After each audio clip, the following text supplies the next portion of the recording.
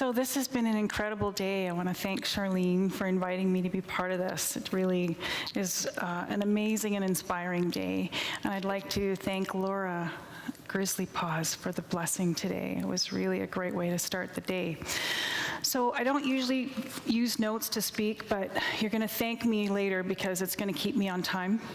And I just want to tell you, I'm truly flabbergasted to be here today amongst these incredible women talking with you. And I have a lot to say in 9 minutes, so I'm going to say all this stuff, so you're going to have to listen really fast. Ready? Okay, here we go. So I am an explorer, a relationship broker. Some people call me a disruptivist, but really I'm a teller of stories, like many of you here today, and I've heard some amazing stories. Storytelling as a way of connecting has existed since the beginning of humankind, and today we tell stories every minute of every day in many ways, especially through social media. My first role as an official storyteller was as a journalist, telling other people's stories, and in the last 20 years as a community and economic developer, creating stories myself and supporting the stories of others, including whole communities across Canada. It's really been an incredible journey. So what I have come to believe is that the most important journey is the one that takes place inside of us. The path that we follow, the one that leads us from the brain to the heart, and we've heard a lot about this today, in the brain and the heart and back and forth millions of times a day. But how does it work? How do we make it work for us when we've been conditioned to certain thinking and feeling patterns that often have nothing to do with rationality? And we've talked a little bit about that today. If all beings were rational, we wouldn't be watching a US presidential election like we are today, right? Which illustrates that there's not always a connection between intelligence and rationality. Psychologist Keith Stanovich observed from studies that some people are highly rational while others are not. And who do you think are the more rational people? The more intelligent, right? Wrong. This dysrationalia, is what he calls it, is not married to IQ, meaning that someone with a high IQ is just as likely to be irrational as anyone else. So, what's incredible today is that the sum of our knowledge is doubling every 12 months. And by the time the Internet of Things is built out, it will double every 12 hours. That's the sum of global knowledge doubling every 12 hours. We are gaining knowledge faster than any other generation in existence. It just makes my head spin. So what's the best thing for us to focus on? Well, for me, it's about the brain and how the brain processes knowledge and how to translate it into behavior that can make me a better person and contribute to making the world a better place. So let's talk about that. I want to tell you the story of your brain. Did you know that you have 3 brains? There's the reptilian brain at the base of the skull, which unconsciously runs all your autonomic systems and functions like breathing and circulation. And then there's the limbic brain, which is the emotional brain. It covers the reptilian brain, and it brings all of our emotional responses to life, from rage to fear to joy to contentment. And it works in tandem with the reptilian brain. When the emotional brain perceives a threat, it triggers the reptilian brain, which then galvanizes the body so that it's ready to take action, like flooding the body with adrenaline, like I'm feeling right now. And so, when we were still in caves, these 2 brains kept us alive, and their priority was really all about survival. Humans have a 3rd brain called the neocortical brain, or the thinking brain. Neo, meaning new, puts that into the context of time and human evolution, right? It's the part of the brain that creates consciousness, that allows us to understand that we exist. I think, therefore I am. The thinking brain is where you reason and rationalize and ask questions and ponder purpose. The funny thing is, we don't always use, pardon me, all of our brains in the best way, explaining dysrationalia. And these three brains don't always get along. You know, when you got the devil on one shoulder and the angel on the other shoulder, well, those are real, I'm afraid to tell you. The emotional brain is over here saying, I want that ice cream. And the thinking brain is over here saying, that ice cream's very fattening, you shouldn't eat that much ice cream. And so you got this battle going on between your, you know, the thinking brain and the emotional brain, and so it just makes your head want to explode. Yeah? Anybody feel that before? So humans are the only beings that have three brains, and of course the thinking brain. Animals only have two. They have the reptilian and the emotional brain. So when your dog shows how much it loves you, it really does feel that love for you. But your dog, I'm sorry, it doesn't matter how cute your dog is, it does not have the ability to think and rationalize why it actually loves you. It just does. Now apply the three brain theory to the human condition, and you can match up the three brains with the hierarchy of needs, which is food, shelter, security, love, self-actualization. So match that up with the three brains, which are the reptilian brain, the emotional brain, and the thinking brain, and you can see how there's a lot of correlation that functions across those. So when you by the way, the thinking brain is the largest part of the brain, the cortical brain. So knowing this and how it works will help you understand your own behavior and that of others, and ultimately how to support your work and your community and, of course, global society. Now, for a moment, apply that to women.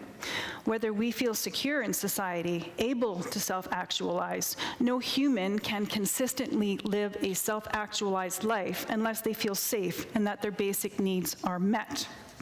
So now we come to the power of human connection, whether it's in business or your personal life, or for most of us, I'm pretty sure, those two things intertwine, right? It's about engaging, though, in that process, all three of those brains.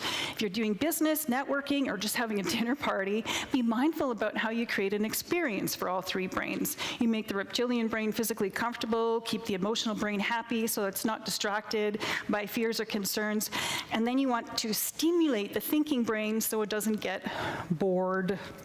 If you can consistently create this kind of environment at work in your everyday life, you have an opportunity to change the world. I love levering this formula.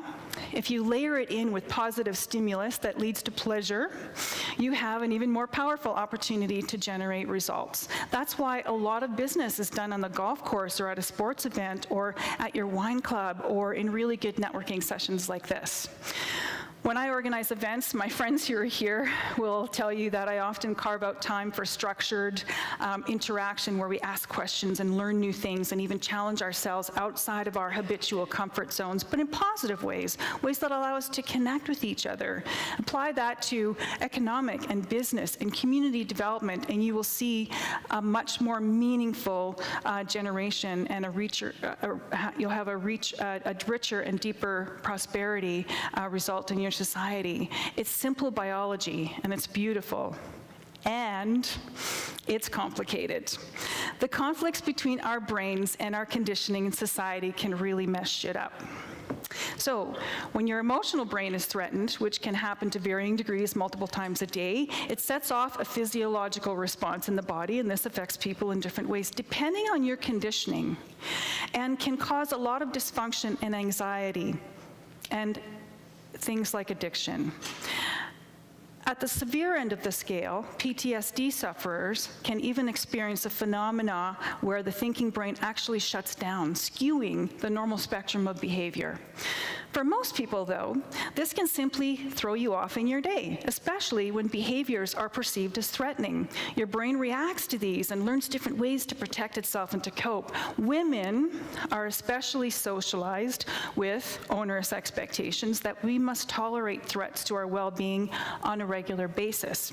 And we use a lot of energy managing those threats. We are taught that if we don't smile, that if we're not nice all the time, that we're not good women. So we feel a lot of pressure to bury our fear and our anger and even our intelligence sometimes.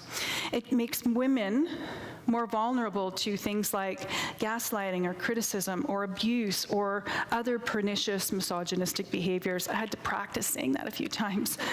like, and you've heard of these, mansplaining, doppel-saying, or idea carnation. Google those. You're going to laugh. You're going to really laugh when you read them if you don't already know them. And this ends up inevitably translating into real socioeconomic impacts, from career advancement barriers and political leadership barriers to rape culture. Social conditioning still teaches us, and thank God this is changing, that being prized by men is a source of strength, worth, and achievement, and especially identity. And we certainly want that in our relationships. There's nothing wrong with that, but it's not the ultimate objective for us to be. What's worse are the metrics that we're measured by, the impossible physical attributes. They're so boring. So when we're taught not to use our thinking brain, it's easy for us to get caught up in that socialization and compete with each other directly and indirectly. It's survival, right? These are the real issues that we can solve if we better understand what drives human behavior and how we can support each other. And we've heard this over and again today, and I don't think we can say it enough. This is really important. So one thing that the female staffers did in Obama's White House to help and support each other, because they found it tough at first, so they started consciously to use a technique called amplification. Anybody heard of this? It is really cool, and I wish I had known about this a lot sooner or thought about doing this a lot sooner. When a woman made a key point in meetings, other women would repeat it, giving credit to its author. This forced everyone in the room to recognize the contribution and who it came from. Inevitably, it became the norm and empowered the entire team, and together they produced better work than most teams they had ever worked in. So my point here is, we know that society is more productive and satisfying when women are involved and supported, and it makes business sense because it improves the bottom line. Why then have ratios still changed so little? It's that conditioning of entitlement and disconnect between rationality and intelligence.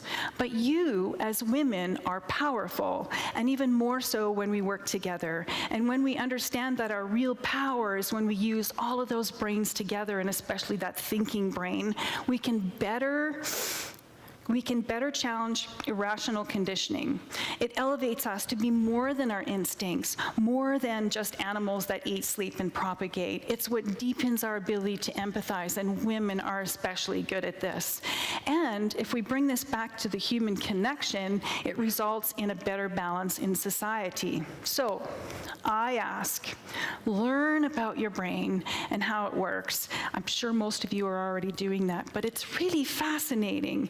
Surround yourself with people who care enough to learn this with you, who will give you real feedback in your life. Be that one who gives real feedback. Amplify for each other. Live consciously by understanding how your neural physiology generates behavior and how you can use all of your brain power for good.